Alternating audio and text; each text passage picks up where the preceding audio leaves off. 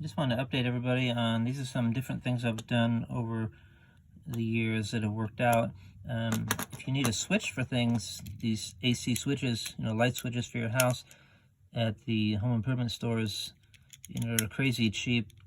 I don't know, 50 cents, 30 cents, whatever, but less than $1.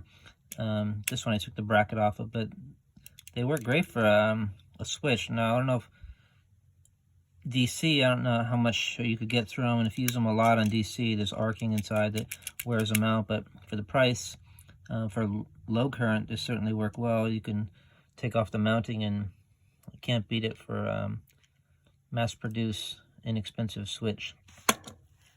So this is a fuse, 100 amp fuse from a UPS. I'm just commenting on this. You see how thin the copper is. And you're thinking, how is 100 amps going through that little copper piece in there without causing problems? When I was building my latest battery bank, I wanted to fuse the cells going to the inverter.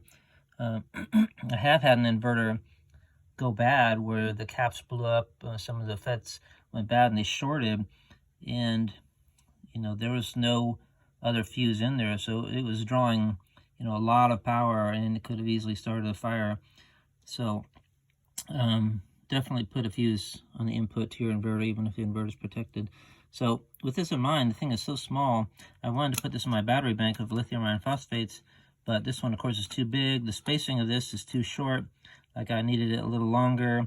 You could solder a piece of copper on there and make it, but in my custom case it just wouldn't fit.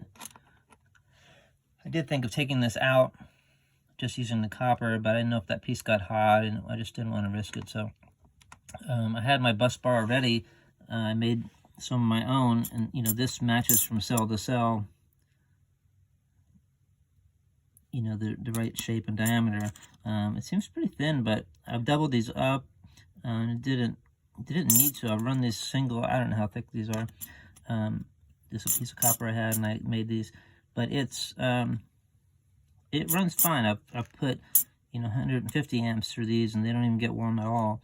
So with this in mind, I wanted to at least fuse my battery bank against catastrophic failure. So I took one of these. This is an example. I took one of these bus bars and cut out the part that's black and just left a little tab there in the middle that's copper, similar to what they do here. I don't know if you can see it, but there's just a little piece of copper in there that leads to these. These are actually even much thinner. They're very flexible and thin compared to mine. And so if that thing, blows at 100 amps, obviously it can take a lot. It's from a UPS, but mine can certainly take more than that. So it's a judgment call on how thick you make this, how thick you leave that thing. It's certainly better than a complete bus bar, though. It would melt something for sure. But I did put this in my battery system, and I ran 1200 watts through it, no problem, running an AC and a microwave different times. And I kept checking this to see if it got hot, because all that power is going, keep in mind the black parts would be gone. All that power is going through that little section there, but it never even got hot. It's I guess it's just like these fuses.